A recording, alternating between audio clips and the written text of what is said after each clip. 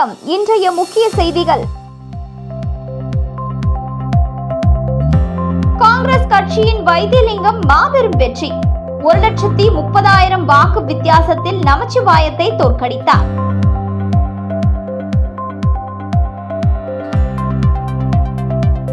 பாராளுமன்ற தேர்தல் முடிவு. அதிமுகவை பின்னுக்கு தள்ளி 3வது இடம் பிடித்த நாம் தமிழர் கட்சி.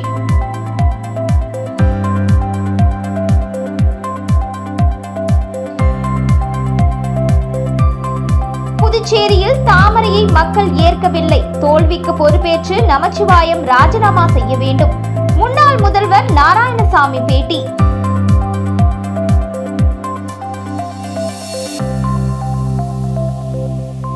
இனி விரிவான செய்திகள். புதுச்சேரி மக்களவை தொகுதியில் ஆளும் தேசிய ஜனநாயக கூட்டணி கட்சியின் பாஜக வேட்பாளரை விட 1,36,516 வாக்குகள் அதிகம் பெற்று காங்கிரஸ் வேட்பாளர் வைத்தியலிங்கம் வெற்றி பெற்றுள்ளார். மேலும் மோடியின் மீது மக்களுக்கு இருந்த வெறுப்பே தனது வெற்றிக்கு காரணம் எனவும் அவர் தெரிவித்துள்ளார். புதுச்சேரியில் உள்ள ஒரே ஒரு மக்களவை தொகுதிக்கான தேர்தல் கடந்த ஏப்ரல் 19ஆம் தேதியன்று நடைபெற்றது. இதில் புதுச்சேரி ஆளும் தேசிய ஜனநாயக கூட்டணி சார்பில் பாஜகவை சேர்ந்த அமைச்சர் நமச்சிவாயம், காங்கிரஸ் கட்சியின் சார்பில் மாநில தலைவரும் எம்பியுமான வைத்தியலிங்கம், அதிமுக சார்பில் தமிழ்வேந்தன், நாம் தமிழர் கட்சி சார்பில் மேனகா போட்டியிட்டனர். இதனை அடுத்து தேர்தலில் பதிவான வாக்கு எண்ணிக்கையானது நேற்று நடைபெற்றது. புதுச்சேரி, காரைக்கால், மாஹே, ஏனாம் என மொத்தம் 4 பிராந்தியத்தில் 5 மையங்களில் வாக்கு எண்ணிக்கை நடைபெற்றது. வாக்கு எண்ணிக்கை துவங்கியது முதலே காங்கிரஸ் கட்சி வேட்பாளர் வைத்தியலிங்கம் தொடர்ந்து முன்னிலை வகித்து வந்தார்.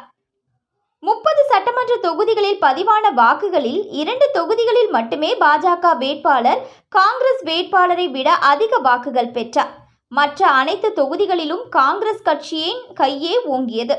இறுதியாக காங்கிரஸ் வேட்பாளர் வைத்தியலிங்கம் 4,26,005 வாக்குகளும், நமச்சிவாயம் 2,89,489 வாக்குகள் பெற்றார். சுமார் 1,36,516 வாக்கு வித்தியாசத்தில் வைத்தியலிங்கம் வெற்றி பெற்றார். இது தவிர நாம் தமிழர் கட்சியின் வாக்குகள் 39,603 ஆகும். அதிமுக பெற்ற வாக்குகள் 25,165. இவ்விரு கட்சிகளும் டெபாசிட்டை இழந்தன. தொடர்ந்து வெற்றி பெற்ற வைத்தியலிங்கம் கூட்டணி கட்சி நிர்வாகிகளுடன் வந்து வெற்றி பெற்றதற்கான சான்றிதழை தேர்தல் நடத்தும் அதிகாரியான குலோத்துங்கனிடம் பெற்றார். இதனைத் தொடர்ந்து செய்தியாளர்களிடம் பேசிய அவர், மோடியின் மீது மக்களுக்கு இருக்கக்கூடிய வெறுப்பின் அடையாளமாகத்தான் தான் இந்த வெற்றி கிடைத்துள்ளதாகவும், மக்களுக்கு தேவையில்லாத திட்டங்களை எல்லாம் புதுச்சேரியில் கொண்டு வந்து நிறைவேற்ற நினைத்த பாஜகவிற்கு ஒரு பலமான அடியாகவே இந்த வெற்றி உள்ளது எனவும், இதனை முதலமைச்சராக உள்ள ரங்கசாமியும் உணர வேண்டும் எனவும், அமைச்சராக பதவியில் இருந்து கொண்டு தேர்தலை சந்தித்த நமச்சிவாயம் தோல்விக்கு தார்மீக பொறுப்பேற்று தனது பதவியை உடனடியாக ராஜினாமா செய்ய வேண்டும் என்றார். அதாவது இது மோடியின் மீது மக்களுக்கு இருக்கக்கூடிய வெறுப்பினுடைய அடையாளம். மோடி மக்களுக்காக எதுவுமே செய்யாமல் அம்பானிக்கும் அதானிக்கும் செய்த ஒரு உதவிதான் இன்றைய தினம் இப்படிப்பட்ட நிலை என்று சொல்ல வேண்டும்.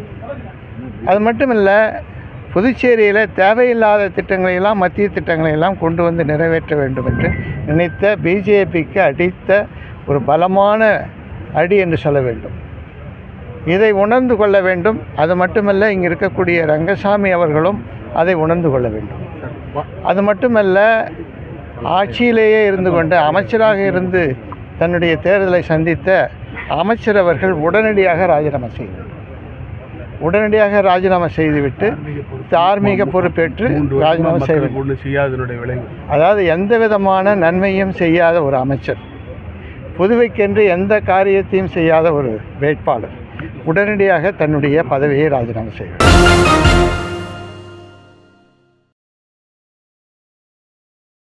பாரதிய ஜனதா கட்சியை தவிர 24 வேட்பாளர்களின் டெபாசிட் காலி. அதிமுகவை பின்னுக்கு தள்ளிய நாம் தமிழர் கட்சி. புதுச்சேரி நாடாளுமன்ற தேர்தலில் காங்கிரஸ் கட்சி சார்பில் போட்டியிட்ட வைத்தியலிங்கம் 4,26,005 வாக்குகள் பெற்று அபார வெற்றி பெற்றார். அவரை எதிர்த்து போட்டியிட்ட பாரதிய ஜனதா கட்சி வேட்பாளர் நமச்சிவாயம் 2,89,489 வாக்குகள் பெற்று வெற்றி வாய்ப்பை இழந்தார். இந்த தேர்தலில் மொத்தம் 26 பேர் போட்டியிட்டனர். தேர்தலில் டெபாசிட் பெற மொத்தம் பதிவான வாக்குகளில் 1/6 வாக்குகளை பெற வேண்டும். இதில் பாரதிய ஜனதா வேட்பாளர் நமச்சிவாயம் மட்டுமே டெபாசிட் பெற்றார். அதிமுக உட்பட 24 கட்சி வேட்பாளர்கள் டெபாசிட்டை இழந்தனர். இந்த தேர்தலில் பிரதான கட்சியான அதிமுக 4வது இடத்தையே பிடித்தது. இந்த கட்சியை பின்னுக்கு தள்ளி நாம் தமிழர் கட்சி வேட்பாளர் மேனகா 39,603 வாக்குகள் பெற்று 3வது இடத்தை பிடித்தார்.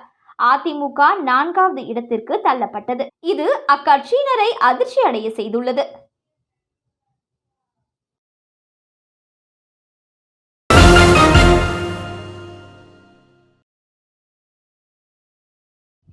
வாக்கு எண்ணும் மையத்தில் துணை ராணுவத்தினர் போலீசார் வாக்குவாதம். புதுச்சேரி நாடாளுமன்ற தேர்தலுக்கான வாக்கு எண்ணிக்கை லாஸ்பேட்டை அரசு மகளிர் என்ஜினியரிங் கல்லூரியில் நேற்று நடந்தது. அங்கு உள்ளூர் போலீசார், துணை ராணுவ படையினர், சட்டம் ஒழுங்கு போலீசார் என 3 அடுக்கு பாதுகாப்பு போடப்பட்டு இருந்தது. அங்கு துணை ராணுவ படையினர் செல்போனை உள்ளே எடுத்து வந்தனர். இதற்கு புதுவை போலீசார் எதிர்ப்பு தெரிவித்தனர். இதனால் அவர்களுக்கிடையே வாக்குவாதம் ஏற்பட்டது. அப்போது துணை ராணுவ படையினர், கடந்த 2 மாதமாக இங்கு பணியில் இருக்கின்றோம், திடீரென செல்போன் பயன்படுத்தக்கூடாது என்று சொன்னால் எப்படி என்று கேட்டனர். பின்னர் தேர்தல் நடத்தும் அதிகாரியின் உத்தரவை பின்பற்றுவதாக அவர்கள் தெரிவித்தனர். இதனால் அங்கு சிறிது நேரம் பரபரப்பு ஏற்பட்டது.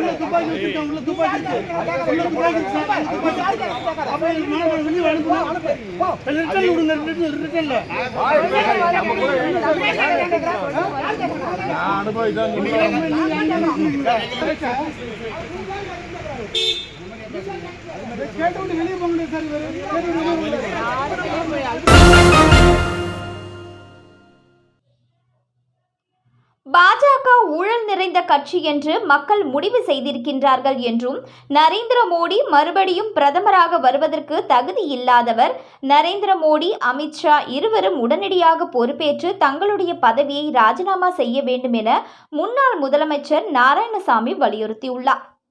புதுச்சேரி லாஸ்பேட்டை அரசு பெண்கள் பொறியியல் கல்லூரி வாக்கு எண்ணும் மையத்திற்கு நேற்று இரவு வந்த முன்னாள் முதல்வர் நாராயணசாமி செய்தியாளர்களிடம் கூறிய போது, காங்கிரஸ் வேட்பாளர் வைத்தியலிங்கத்தை வெற்றி பெற செய்த மக்களுக்கு நன்றியை தெரிவிக்கின்றோம். இந்தியா கூட்டணியை நம்பி வாக்களித்த மக்களுக்கு நாங்கள் எப்போதும் நன்றி கடனாக இருப்போம் என்றும், இந்த தேர்தல் பண பலத்துக்கும் அதிகார பலத்துக்கும் மக்களுக்குமான தேர்தல். மக்கள் எங்கள் பக்கம் இருந்து எங்களுக்கு வாக்களித்து வெற்றி பெற செய்திருக்கிறார்கள்.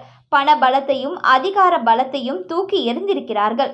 ஆட்சியில் உள்ளவர்கள் படுதோல்வி அடைந்திருக்கிறார்கள். நரேந்திர மோடி, நமச்சிவாயத்தை மக்கள் ஏற்றுக்கொள்ளவில்லை.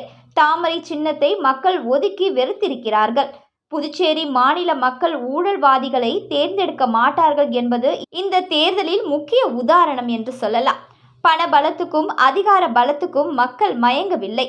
மக்களோடு மக்களாக இருக்கின்ற இந்தியா கூட்டணிக்கு வாக்களித்திருக்கிறார்கள். இது ஊழல்வாதிகளுக்கும் மிகப்பெரிய பாடம்.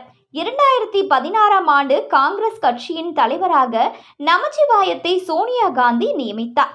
அந்த தேர்தலில் நாங்கள் வெற்றி பெற்றோம். அப்போது நான் முதல்வராக எம்எல்ஏக்கள் பரிந்துரை செய்த சமயத்தில் என்னை எதிர்த்து நமச்சிவாயம் போட்டியிட்டார். 15 எம்எல்ஏக்களில் 14 பேர் எனக்கு வாக்களித்தனர். ஆனால் அந்த சமயத்தில் என்னால் தான் புதுச்சேரியில் காங்கிரஸ் ஆட்சிக்கு வந்தது என்று மக்கள் மத்தியில் நமச்சிவாயம் சொன்னார். இந்த தேர்தலில் அவர் சொன்னது பொய் என்று தெளிவாக தெரிகிறது. நமச்சிவாயத்தை மக்கள் புறக்கணித்திருக்கின்றார்கள். நமச்சிவாயம் ஊழல் பேர்வழி என்று மக்கள் முற்றுப்புள்ளி வைத்திருக்கிறார்கள். இதற்கு ரங்கசாமி ஆட்சியும் காரணம். அவரது ஆட்சியில் முதல்வரில் இருந்து அமைச்சர்கள் வரை அனைவரும் ஊழல் பேர்வழிகள்.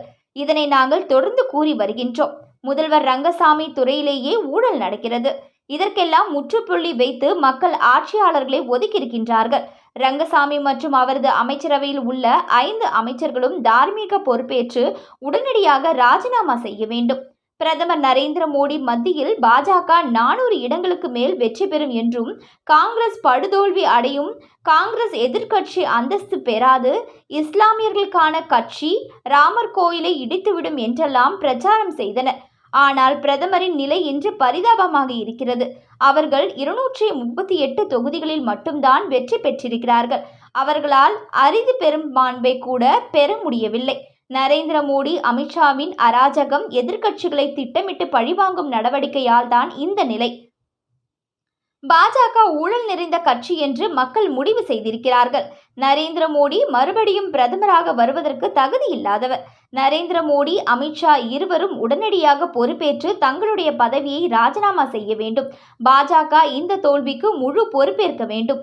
மற்ற கட்சிகளை நம்பி ஆட்சி செய்யும் நிலை பாஜகவிற்கு ஏற்பட்டிருக்கிறது. பாஜக தலைமையை நான் கேட்டுக்கொள்வதெல்லாம் நரேந்திர மோடியின் ராஜினாமாவை ஏற்றுக்கொண்டு அவரை வீட்டுக்கு அனுப்புங்கள். நரேந்திர மோடி இந்த நாட்டை ஆள தகுதி இல்லாதவர். அதனால் அவர்கள் தோல்வியுற்றுள்ளார்கள். பாஜக கட்சி இனிமேல் இந்த நாட்டில் எடுபடாது. இவ்வாறு அவர் தெரிவித்தார்.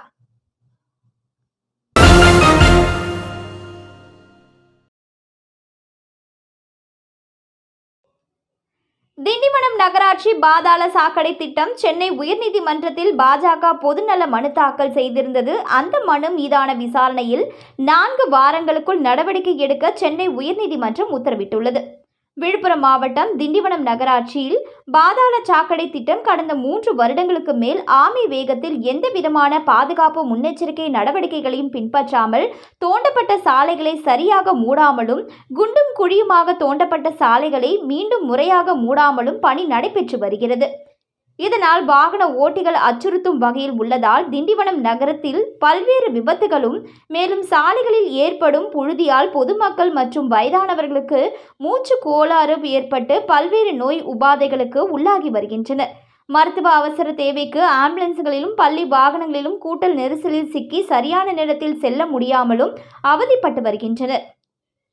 எனவே இந்த திண்டிவனம் நகராட்சி பாதாள சாக்கடை திட்டம் ஒப்பந்ததாரர் ECO production engineer private limited company ஒப்பந்தத்தை நீக்கி புதிய ஒப்பந்ததாரரை நியமனம் செய்து போர்க்கால அடிப்படையில் சேதப்படுத்தப்பட்ட அனைத்து சாலைகளையும் சீரமைத்து பின்பு மீண்டும் உள்ள பணிகளை முடித்து மக்கள் பயன்பாட்டிற்கு பாதாள சாக்கடை திட்டம் கொண்டு வர வேண்டும் என்று பாரதிய ஜனதா கட்சி இளைஞர் அணி மாநில செயலாளர் தினேஷ்குமார் சென்னை உயர்நீதிமன்றத்தில் பொதுநல மனு தாக்கல் செய்திருந்தார். இந்த மனு சென்னை உயர்நீதிமன்றத்தில் நீதியரசர்கள் சத்ய நாராயணா பிரசாத் மற்றும் லக்ஷ்மண் நாராயணன் முன்பு கடந்த 30ஆம் தேதி அன்று விசாரணைக்கு வந்தது. விசாரணையில் பல்வேறு விவாதங்களுக்கு பிறகு பாஜக இளைஞர் அணி மாநில செயலாளர் தினேஷ்குமார் அவர்களின் புகார் மீது 4 வாரங்களுக்குள் நடவடிக்கை எடுக்க சென்னை உயர்நீதிமன்றம் உத்தரவு பிறப்பித்துள்ளது. திண்டிவனம் நகர மக்களின் பிரச்சினைகளை தனது சொந்த செலவில் சென்னை உயர்நீதிமன்றத்தில் வழக்கு தாக்கல் செய்து தீர்வு கண்டுள்ள பாரதிய ஜனதா கட்சி இளைஞர் அணி மாநில செயலாளர் தினேஷ்குமார் அவர்களுக்கு திண்டிவனம் பொதுமக்கள் மற்றும் சமூக ஆர்வலர்கள், விவசாயிகள், வணிகர்கள், நோயாளிகள் அனைவரும் நன்றி தெரிவித்தனர்.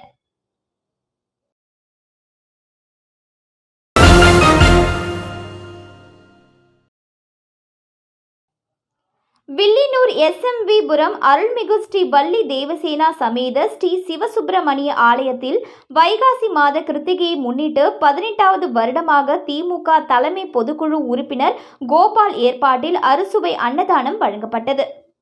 புதுச்சேரி மாநிலம் வில்லியனூர் SMV-புரம் பகுதியில் அமைந்துள்ளது அருள்மிகு ஸ்ரீ வள்ளி தேவசேனா சமேத ஸ்ரீ சிவசுப்பிரமணிய ஆலயம். இந்த ஆலயத்தில் மாதந்தோறும் கிருத்திகை தினத்தன்று அன்னதானம் வழங்கப்படுவது வழக்கம். வைகாசி மாத கிருத்திகையை முன்னிட்டு ஆலயத்தில் சிறப்பு அபிஷேக ஆராதனைகளும் மகா தீப ஆராதனைகள் நடைபெற்றது.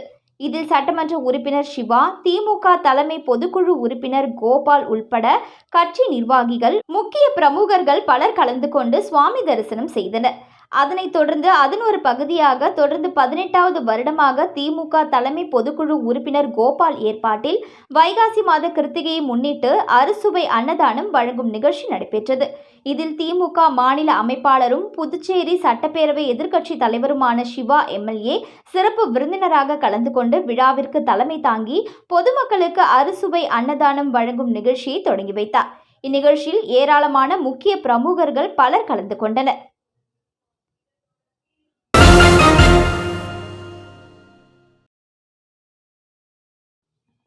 புதுச்சேரியில் காங்கிரஸ் கட்சி வெற்றி பெற்றதை தொடர்ந்து மங்களம் தொகுதிக்கு உட்பட்ட உருவையாறு மற்றும் கோட்டைமேடு 4 முனை சந்திப்பில் காங்கிரஸ் கட்சியினர் இனிப்பு வழங்கி கொண்டாட்டம். புதுச்சேரியில் நடைபெற்ற MP தேர்தலில் காங்கிரஸ் கட்சி பெருவாரியான வாக்குகள் வித்தியாசத்தில் வெற்றி பெற்றது. இதனைத் தொடர்ந்து மங்களம் தொகுதி காங்கிரஸ் பேரியக்கத்தின் பொறுப்பாளரும் மாநில செயலாளருமான ரகுபதி தலைமையில் வட்டார காங்கிரஸ் தலைவர் விநாயக முதலியார், வீரமுத்து, மங்களம் தொகுதி அமைப்பாளர் செல்வராஜ், மேல் சாத்தமங்கலம் சிவா ஆகியோர் முன்னிலையில் உருவையாறு 4 முனை சந்திப்பு மற்றும் கோட்டைமேடு 4 முனை சந்திப்பு ஆகிய பகுதிகளில் பட்டாசு வெடித்து பொதுமக்களுக்கு இனிப்பு வழங்கி உற்சாகமாக கொண்டாடினர். இதில் பஞ்சாயத்து ராஜ் சங்கத்தின் மாநில செயலாளர் சீனிவாசன், மேற்கு மாவட்ட பொதுச் செயலாளர் ரவி, ராஜசேகர், இளைஞர் காங்கிரஸ் மாநில பொதுச் செயலாளர் ஆனந்த், பிரதீப், மேற்கு மாவட்ட தலைவர் அஷ்ரப் அலி, மங்களம் தொகுதியின் இளைஞர் காங்கிரஸ் தலைவர் சரண்குமார், துணைத் தலைவர் கிருபா, ஸ்டாலின் மற்றும் நிர்வாகிகள் இளைய பெருமாள், ராமராஜ், சபரி உட்பட ஏராளமான கட்சி நிர்வாகிகள் கலந்து கொண்டு சிறப்பித்தனர்.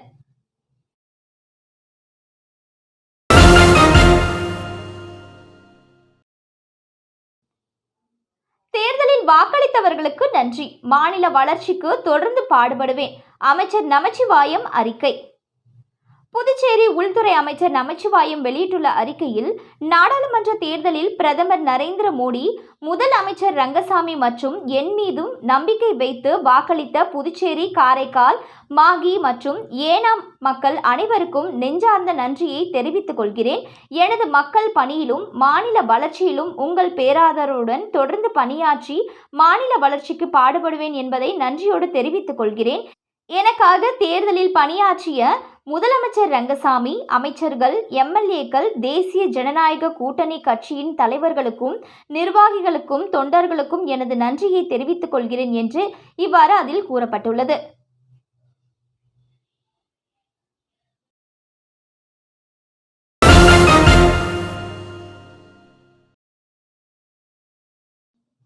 புதுச்சேரியில் நடைபெற்ற MP தேர்தலில் காங்கிரஸ் கட்சி வெற்றி பெற்றதை தொடர்ந்து சிவா MLA தலைமையில் வில்லியனூர் தொகுதி பொதுமக்களுக்கு இனிப்பு வழங்கி உற்சாக கொண்டாட்டம். புதுச்சேரியில் நடைபெற்ற பாராளுமன்ற தேர்தலில் இந்தியா கூட்டணி சார்பாக போட்டியிட்ட காங்கிரஸ் கட்சி வேட்பாளர் வைத்தியலிங்கம் பெருவாரியான வாக்குகள் வித்தியாசத்தில் வெற்றி பெற்றார். இதனைத் தொடர்ந்து வில்லியனூர் பகுதியில் அண்ணா சிலை அருகே புதுச்சேரி திமுக மாநில அமைப்பாளரும் எதிர்க்கட்சி தலைவருமான சிவா MLA தலைமையில் வெற்றியினை கொண்டாடும் விதமாக அறிஞர் அண்ணாவின் திருவுருவ சிலைக்கு மாலை அணிவித்து பொதுமக்களுக்கு இனிப்புகள் வழங்கினார். இந்நிகழ்ச்சியில் திராவிட முன்னேற்ற கழக நிர்வாகிகள், கூட்டணி கட்சியினர், பொதுமக்கள் என ஏராளமானோர் கலந்து கொண்டு சிறப்பித்தனர். மீண்டும் இன்றைய முக்கிய செய்திகள். காங்கிரஸ் கட்சியின் வைத்தியலிங்கம் மாபெரும் வெற்றி, 1,30,000 வாக்கு வித்தியாசத்தில் நமச்சிவாயத்தை தோற்கடித்தார்.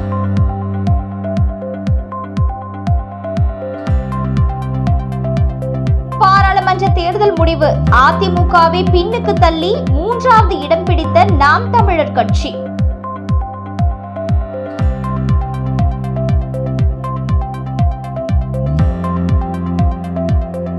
புதுச்சேரியில் தாமரையை மக்கள் ஏற்கவில்லை, தோல்விக்கு பொறுப்பேற்று நமச்சிவாயம் ராஜினாமா செய்ய வேண்டும், முன்னாள் முதல்வர் நாராயணசாமி பேட்டி.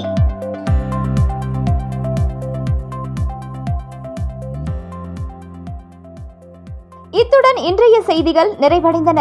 வணக்கம்.